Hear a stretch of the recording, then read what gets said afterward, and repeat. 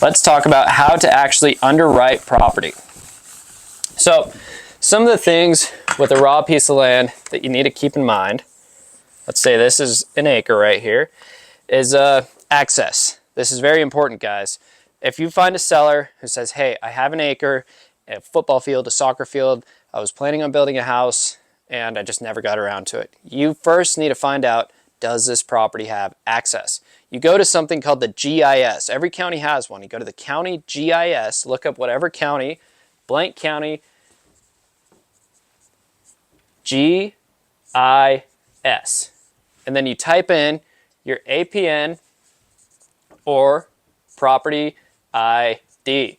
This will bring up an interactive map. It'll show you the whole county. It'll show you the lot lines, and it'll show you the most important part, if it has road access. So this is a road, and you need to find out if it has access to a road, legal access. So once you have that, if you're like, okay, I can find a plat, an old plat from an old survey, and it shows that it connects to, Grandma Susie's lot, actually has access to this road, then you're good. You've crossed that box off, the access piece. Now, something that you want to keep in mind, one time I had a property, it was 18 acres, and on GIS, it didn't show road access, but the seller was like, no, I swear, we had road access, we got it surveyed, and it was this whole thing, and then I could find the documents on the survey, so I actually called the county. They had a mapping department, and I called them and said, hey, I think your GIS is wrong because I swear I have access. Like I'm looking at this document that shows I have access through this other property owner's property. And the guy, I think his name was Matt, he was like, dude, you're totally right. I don't know how we missed this, but we'll get it redrawn. It'll take 2 or 3 days. Once we got that done, this property that so many land investors had looked at and disregarded because it looked like it didn't have access, all of a sudden had access and pretty much doubled in worth. Because if you don't have access, you sometimes, like let's say right here is property owner B, they've got a house, okay? So right there's a house. You're looking at this property. Here's your lead. So you've got no road access. What you have to do is you have to sue a property owner to basically make your own road right there to have access to your property. You either have to sue them. In some states, it's a pretty straightforward process. And in other states, it is not easy at all, because property B owner, they don't want someone driving through their property, especially because like here in Montana, I've got a lead up the road. This person thinks that we're going to build a mobile home park. I'm like, yeah, maybe, but it's on the side of a mountain. There's no chance. So you have to really get property B owner to trust you, or you have to take legal action, which costs time and money. And y'all don't have a lot of that. Even if you're rich, trust me, you can always have more time and you can always have more money. So you want to find out if the property has access. The next thing is some of the basic due diligence that you want to know about is does this property owner actually have the right to sell me this property? There's a lot of scams going on in the raw land space right now where, let's say Grandma Susie, she's like, yeah, I own property A and it has access. Turns out Grandma Susie and her sisters all own the property, and her sisters really want that property for whatever reason, or they want to list it with an agent, while Grandma Susie's like, no, just take it. I'd rather you just pay me cash. So when you get a contract signed by Grandma Susie, she signs one of your offers, you take this to an attorney, and the attorney is going to, at least in the state that I do business in, the attorney does a title search, and they start to actually do the due diligence for you. So they take out a lot of this for you. They'll actually hey, you're going to do business with me. I'm going to close the deal. You're going to pay me to do this transaction. I'm going to go make sure that you can legally purchase this property from property owner. So they do a title search. They make sure that everything is cut and dry. And if it's not, they usually let you know so that you at least know what you're up against. And then you might have to retrade with Grandma Susie. You might have to work some problems out. You're gonna have to work problems out, that's inevitable.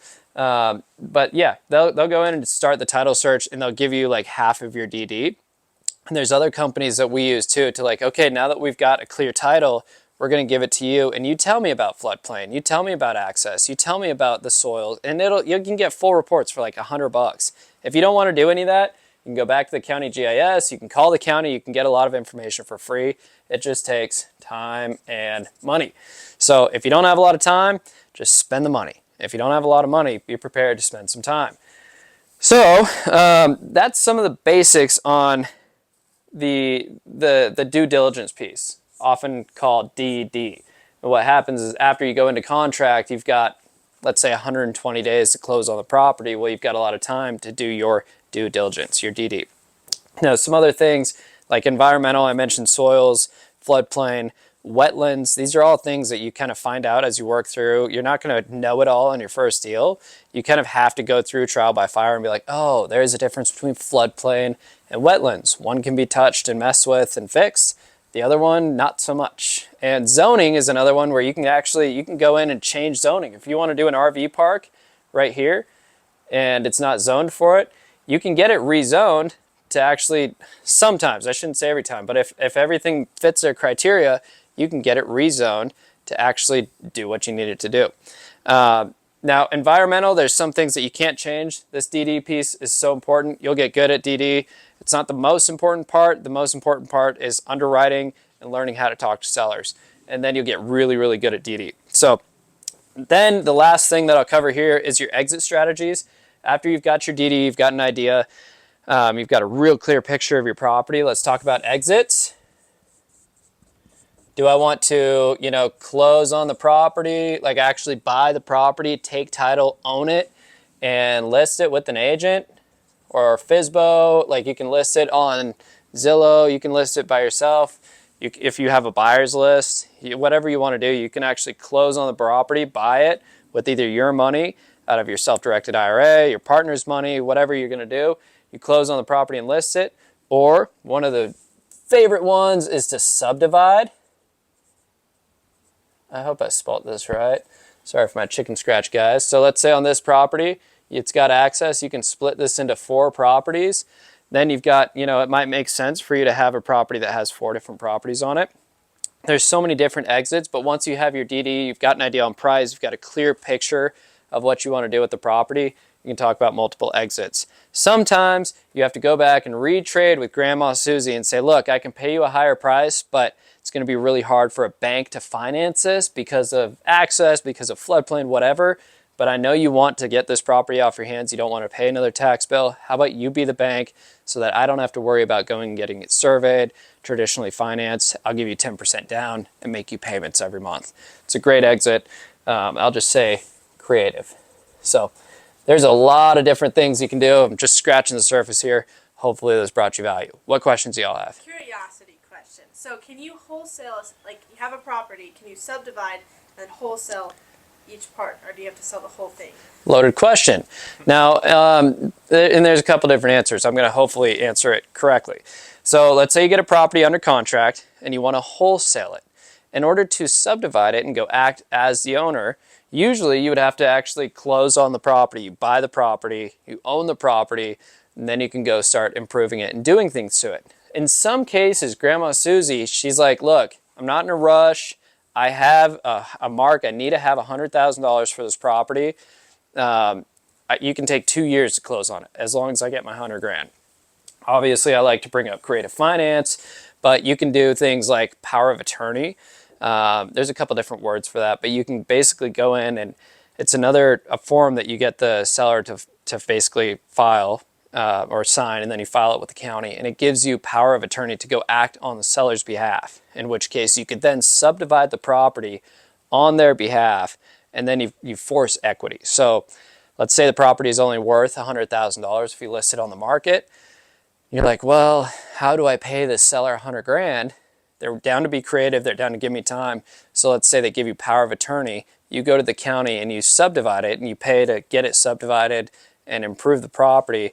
Then you've made that property worth, let's say, $200,000. And then you force all that equity, then you can close on it. Ideally, you would have buyers lined up. And let's say you subdivided it into 4 properties, but you want to keep this one right here for yourself.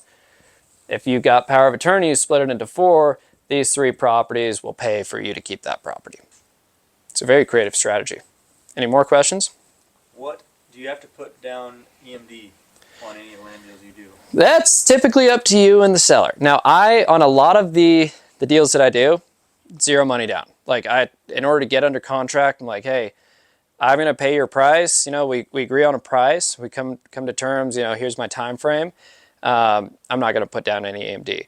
Sometimes sellers are really like, you know, I want 10,000 down. I want 2,000 down. I want whatever it is. They want a percentage down while you're doing your DD. And sometimes that's non-refundable. They call this EMD. I should write that down. I'm running out of space. They call this EMD, Earnest Money Down. If you haven't bought a house or a property before, you get under contract, and in that, they want, you know, $5,000 down.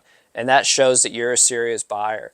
And you're like, look, while I do my DD, and that EMD can be refundable, but while I do my due diligence, we're running title and everything, I'm going to put down $5,000. It's going to be held not by the seller, but when you open title with an attorney, they hold it in escrow. They hold your $5,000. If they say, hey, this property owner doesn't actually have the right to sell this property, or if they find something that for whatever reason you need to back out, you can get your earnest money down. You can get that back. It's just conversation that you need to really have with the seller. In most of my deals, we're talking to pretty motivated sellers who are like, look, whatever you need to do to take this property off my hands, I'm cool with. You're the expert. Do what you need to do. So I usually don't even offer earnest money down. And I've only once or twice really had people have a fit about it. Typically, they're like, you know what? Do what you need to do. If at the very one thing, if you get people arguing about that, saying, well, I don't feel comfortable giving you a contract and telling you I'll sell your my property without you putting some kind of money down. I say, look, I'm going to get this property surveyed. I'm going to do a ton of due diligence. I'm going to do all the title work and everything. So if I, for whatever reason, walk away, I'm going to give you everything that I got, and you'll have the reason that I walked away. You'll have the survey. You'll have the soil samples. You'll have everything that we've done in our due diligence period. So that will make it that much easier when the next person comes to buy your property. So you can kind of utilize that and get really creative. I love getting creative. Any more questions? What's an APN? I should ask that earlier. APN, property ID. Great question. So every property in the US of A has an APN, or a property ID. It's something that you can look up on the GIS. It's something you can look up on LandGlide, Land ID, and it's basically like, think of a social security number for a specific property. So you can go into GIS, you can type in the APN or the property ID, and in our letters, like if we're sending out mail, it'll say, hey, seller, Susie, I want to buy your property, and then it'll say their APN or their PID, so they know that the property. A lot of times I'll mail sellers, and they're like, well, I have 5 properties, and that's why we put the APN there. It'll say the county, it'll say 10 acres, you know, whatever it is that we're buying. So, cool. Yeah. Any other questions? All right, guys, hopefully this was informative. If you do have questions, check the accompanying PDF, and then you can ask questions in the comments. Yeah, hopefully this helped.